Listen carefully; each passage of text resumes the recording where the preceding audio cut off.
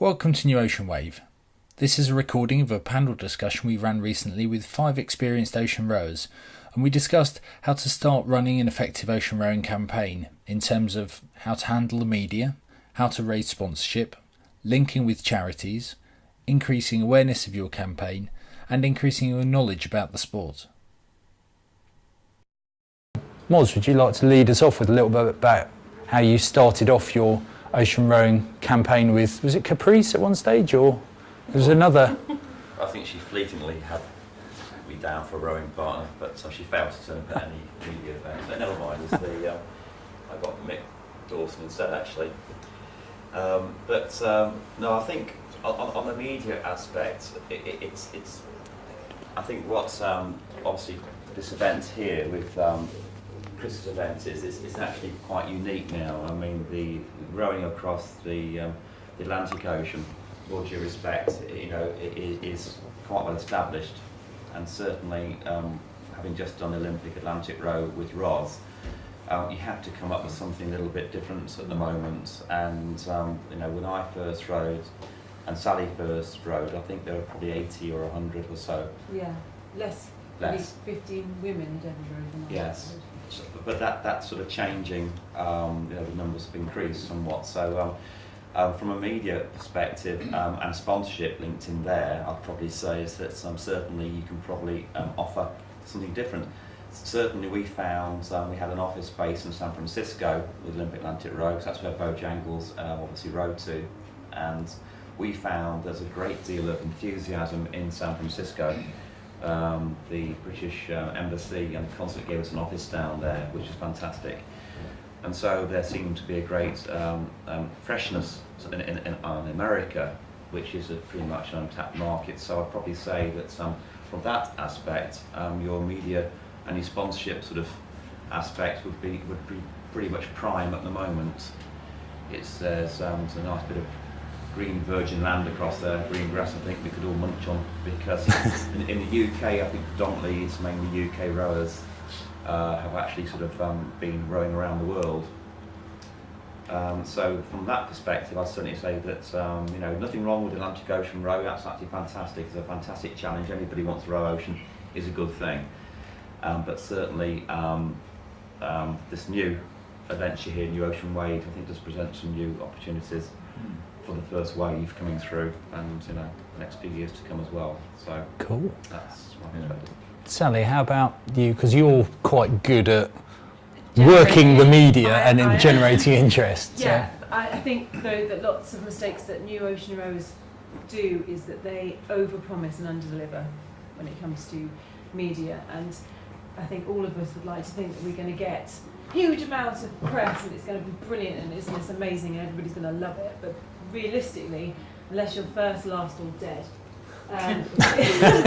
it ain't going to happen. And my biggest tip to many of the ocean rowers here is that local is the way to go, and don't forget that you've got your local radio, local newspapers, and really tap that as a resource for getting media. And the big press always kind of look at those smaller outlets to find stories anyway. So if your story is of interest, it will get into the Times, it will get on the big kind of on media bits and pieces. But quite frankly, unless you are famous nowadays or of a minority group, it's very unlikely you are going to get to the bigger press. It's that sounds like a real negative, but you can really make the most of local news. And certainly when we get on speaking to about sponsorship, that will really help you as well. So try and be realistic about what you can actually achieve, rather than over-promising to your sponsors that you will be in the documentary and you will get this and you will get that and it will be on the news, because the likelihood is, unless it's the bottom of your boat floating up and you're dead, it isn't going to be on BBC One. Okay. Or NBC or NBC. Yes. I mean, the thing is also that if you looking, I mean, I've seen it was Sam Williams was on Ellen DeGeneres. Yeah. It's like, wow, how on earth did that happen? And it does happen, and it does generate a lot of interest. And I think certainly in America, they haven't seen this. So I'm expecting that it will be a fresh wave of that pickup, but certainly it's about picking your targets. So focus on your local news rather than, in the same way you focus on local sponsorship, rather than focusing on global media, when actually at the moment you're only saying you're going to do something, rather than afterwards, when you have done it, then you've got a story to sell, and that's when the interest is going to be raised, because you're going to have the footage and the photos and the story to tell. Yeah, exactly. And how I kind of generated more media afterwards, that was actually going on to programs like Deal or No Deal and Ready Steady Cook. You know, there are opportunities afterwards to make the most of your adventure, and it doesn't have to be a news item. It can be something else. Cool. Ross? I did actually get an absolute blaze of publicity for ocean rowing in California in 2007, unfortunately for all the wrong reasons. I had a big sponsor then, we'll come back to that in the sponsorship, and they actually probably spent twice as much money with their PR company as they did on my sponsorship deal, which is a really good thing for sponsors to do. The unfortunate side of that was that 2007 was the year that somebody very kindly decided that I needed rescuing after my boat capsized a few times, and sent out the US Coast Guard to come and get me without thinking about asking me first if this was what I actually wanted.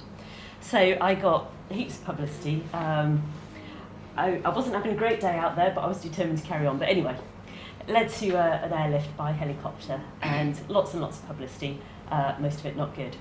So I completely agree with Sally. That's a great way to get publicity, but it might not be the sort that you want.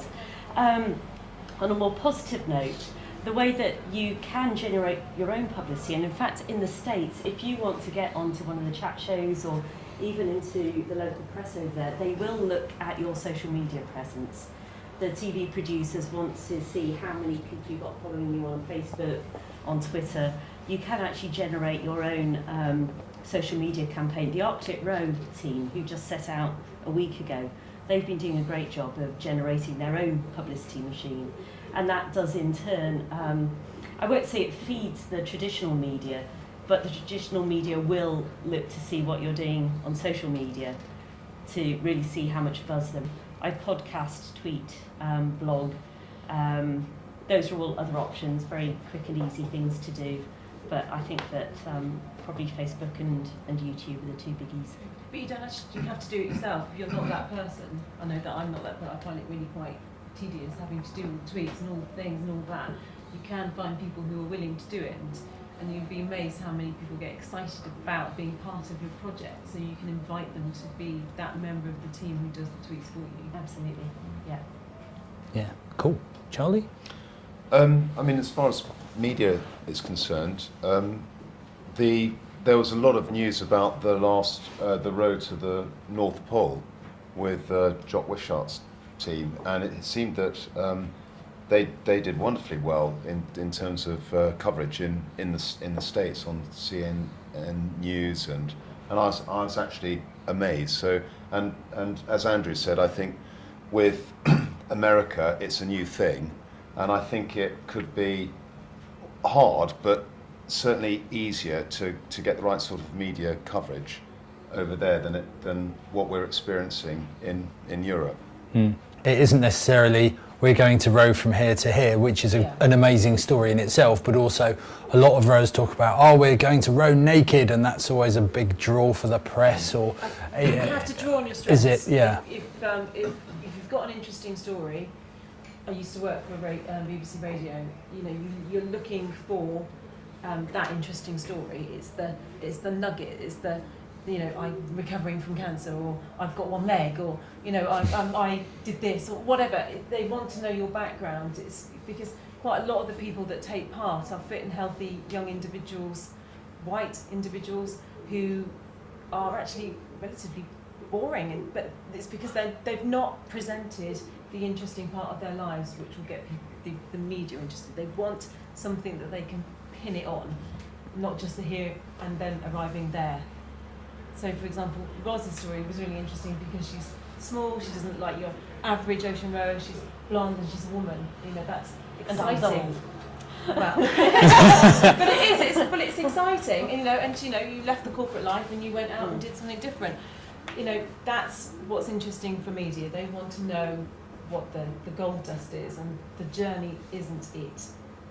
It's exciting, but the journey isn't it. It's the everything else surrounding it. Please visit us at newoceanwave.com to keep up to date with all the latest news about the Pacific Rowing Race 2014. Entries are now open.